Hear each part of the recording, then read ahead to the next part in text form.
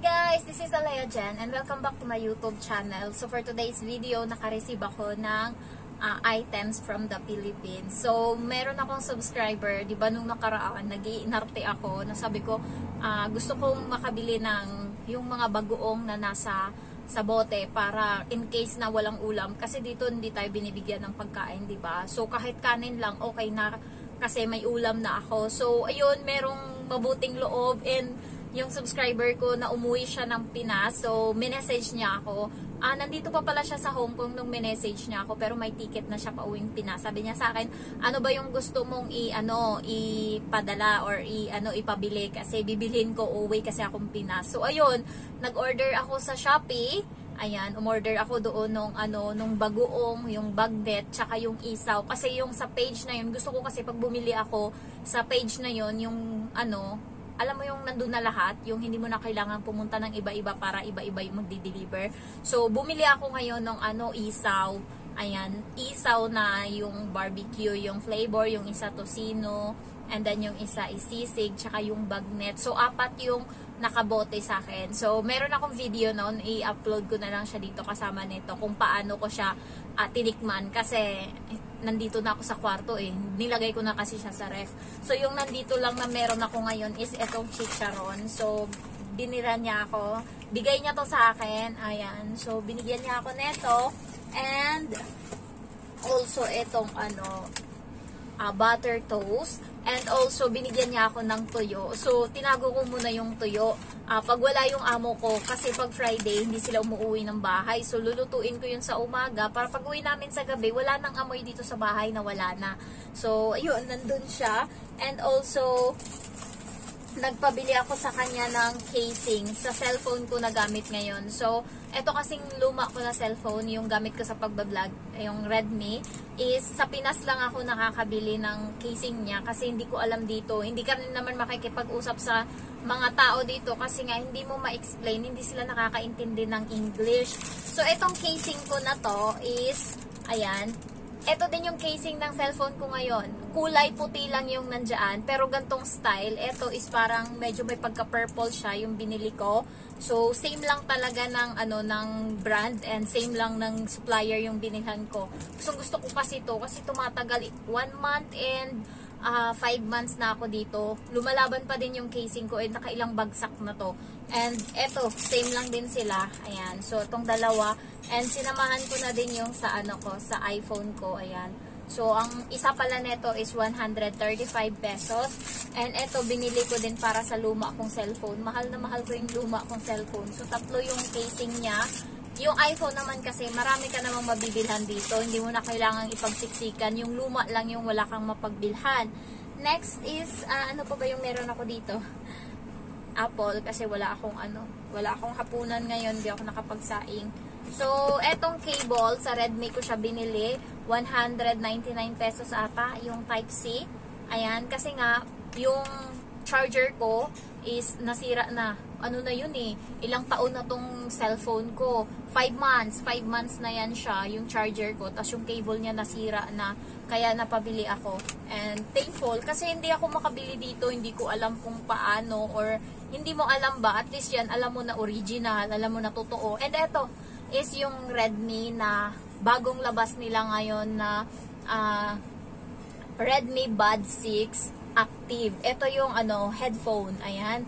So, ito is bumili na ako 'di ba nung nakaraan ng headset. Kaso yung yung kahit sabihin mong maganda pero hindi kasi siya yung original. Gusto ko kasi pag ginagamit ko original. Kaya ito talaga yung ginagamit ko kasi mas sanay ako, mas ako.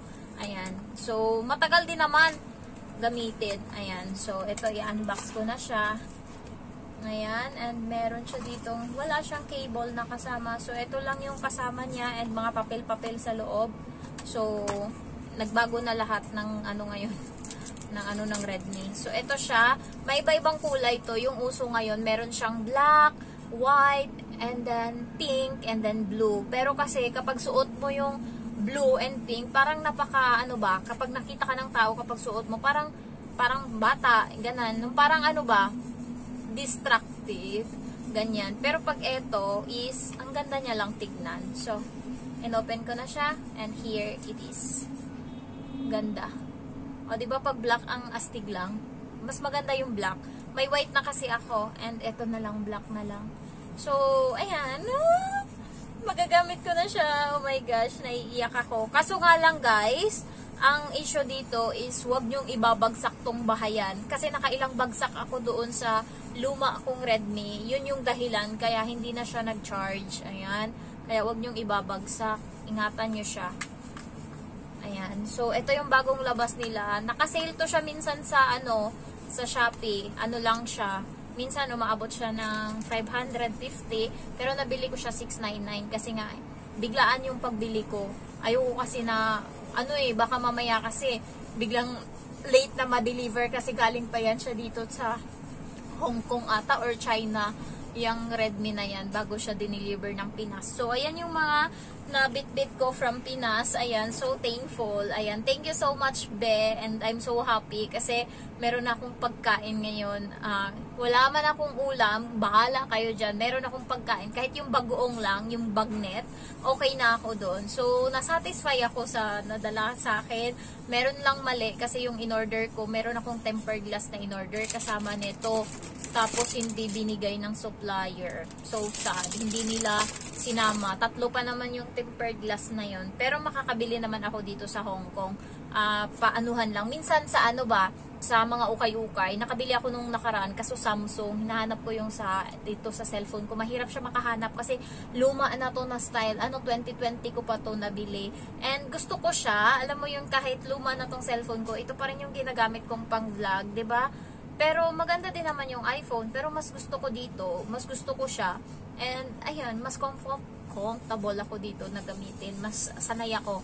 So, ayun lang guys. Natuwa lang ako. And i-upload ko dito sa likod ng video yung how I taste the Tocino style isaw. Ayan. So, marami ako doon. 4 yun. Ayan. So, thank you for watching and I love you all. Bye-bye. So, this came from Philippines and this is from Yayay's. Sa Shopee ko siya nabili. This one is chicken isaw sisig. This one is barbecue. And this one is Tocino style na isaw. And bagnet. So, bagnet is there's lechon kawali inside and bagoong. So, I'm going to taste this and know which one is the most tastiest. Char. Sisig.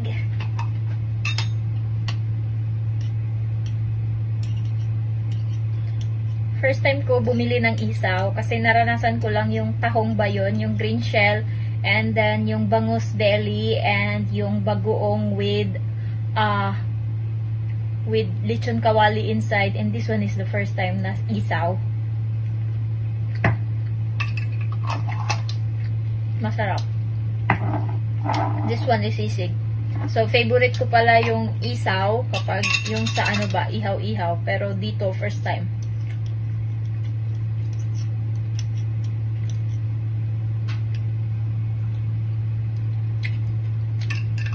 Mas masarap yung barbecue. Eto, barbecue. Try natin kung kaya siyang tapatan ng Tocino style. Hindi siya mapait. Walang malinis yung isaw, wala kang malalasahang pait. Alam mo yun pag mapait, di ba?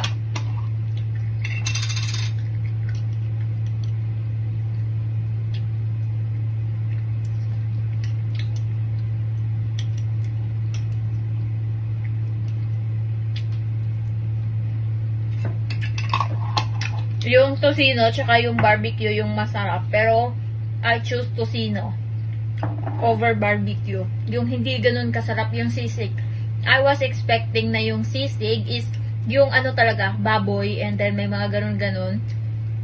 Tapos nung dumating na siya, pala siya, isaw na sisig style. Last is bagnet. So, ito pang talaga, pang laban to.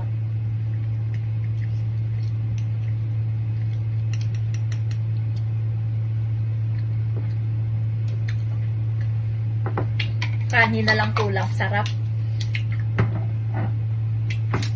Sarap.